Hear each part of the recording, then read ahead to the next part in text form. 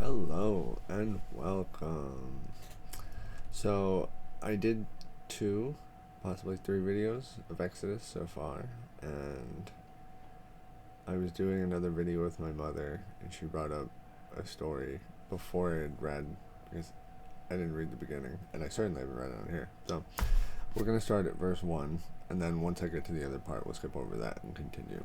But, so, because we're going to go over I trivialize it and I make a joke about it, but maybe I need to understand, right, where the Israelites are coming from when they complain to Moses.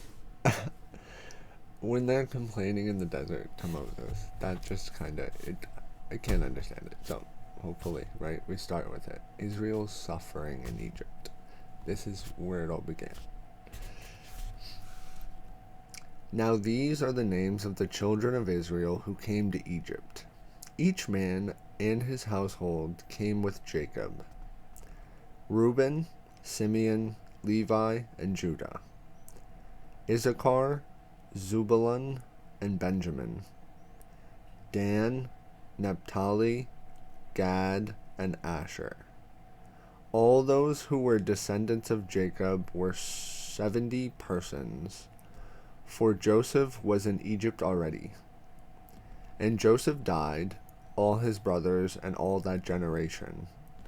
But the children of Israel were fruitful and increased abundantly, multiplied and grew exceedingly mighty, and the land was filled with them. Now though there arose a new king over Egypt who did not know Joseph.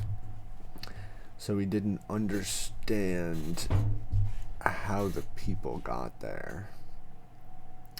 And he said to his people, "Look, the people of the children of Israel are more and mightier than we. Come, let us deal shrewdly with them, lest they multiply and it happen." So make up a circumstance in order. But they would have never... I'm going to have to read back further. We'll get to it. Okay. Who did not know Jesus? So, in the event of war, that they also join our enemies and fight against them. So go up out of the land.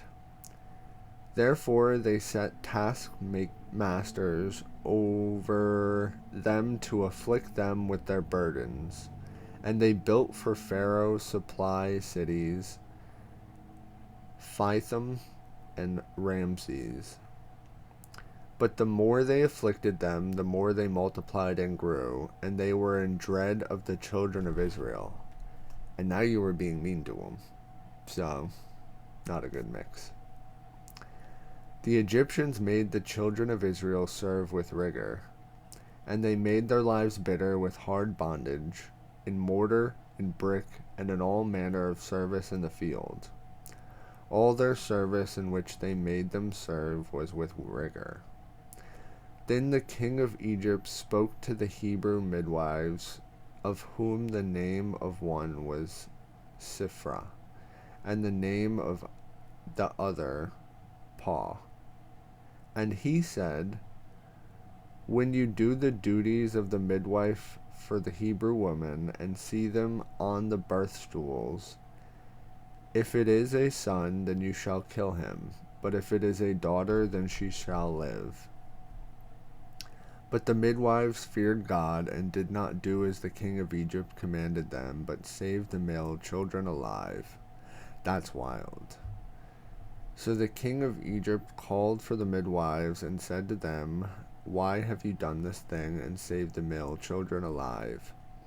And the midwives said to Pharaoh, "Because the Hebrew women are not like the Egyptian women, for they are lively and give birth before the midwives come to them." Therefore God dealt well with the midwives, and the people multiplied and grew very mighty. And so it was because the midwives feared God that he provided households for them. So Pharaoh commanded all his people, saying, Every son who is born you shall cast into the river, and every daughter you shall save alive. And here's the story of Moses coming down the river in the basket. Gotcha. It does add. Still, I mean, we'll find out, I guess, right? But it does, under every circumstance, to change that much, it's gonna suck, right? Moses is born. And the man of the house of Levi went and took as a wife a daughter of Levi. So the woman conceived and bore a son, and when she saw that he was a beautiful child, she hid him 3 months. But when she could no longer hide him, she took an ark of bulrushes for him, daubed it with asphalt and pitch, put the child in it, and laid it in the reeds by the riverbank. So she took a bunch of sticks, stuck it together with asphalt to make it watertight, and then sent him down the river. That's the most responsible thing that she could have done.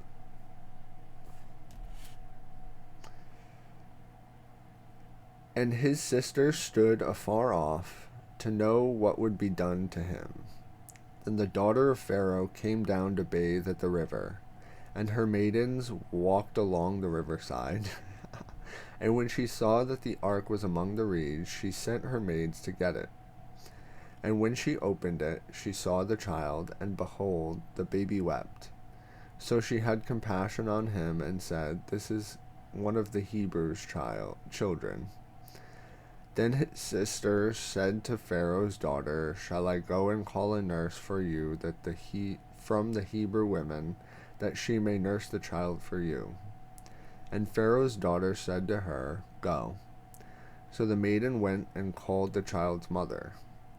Then Pharaoh's daughter said to her, Take this child away and nurse him for me, and I will give you your wages. So the woman took the child and nursed him. And the child grew, and she brought him to Pharaoh's daughter, and he became her son. So she called his name Moses, saying, Because I drew him out of the water.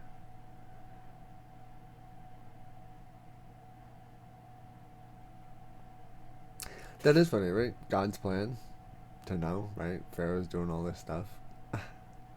And he said, This baby. And through your daughter, no less, you know? Moses flees to Midian. Now it came to pass in those days when Moses was grown that he went out to his brethren and looked at their burdens. And he saw an Egyptian beating a Hebrew, one of his brethren. So he looked this way and that way, and when he saw no one, he killed the Egyptian and hid him in the sand. And when he went out the second day, behold, 2 Hebrew men were fighting, and he said to one who did the wrong, Why are you striking your companion? Then he said, Who made you the prince and judge over us?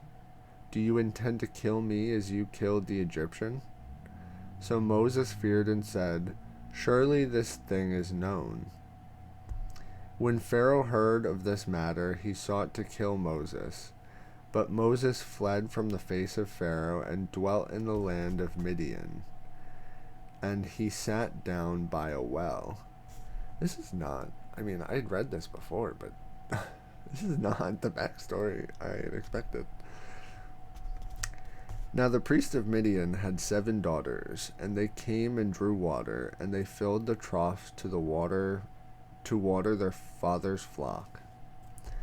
Then the shepherds came and drove them away, but Moses stood up and helped them and watered their flock. When they came to Reuel their father, he said, How is it that you have come so soon today? He said, "You're done early." And they said, "An Egyptian delivered us from the hand of the shepherds, and he also drew enough water for us and watered the flock." So he said to his daughters, "And where is he? Why is it that you have left the man? Call him, that he may eat bread." Then Moses was content to live with the man, and he gave Zipporah his daughter to Moses. And she bore him a son, and he called his name Gershom. For he said, "I have been a stranger in a foreign land." Now it came to happen in the process of time that the king of Egypt died. Then the children of Israel groaned because of the bondage, and they cried out.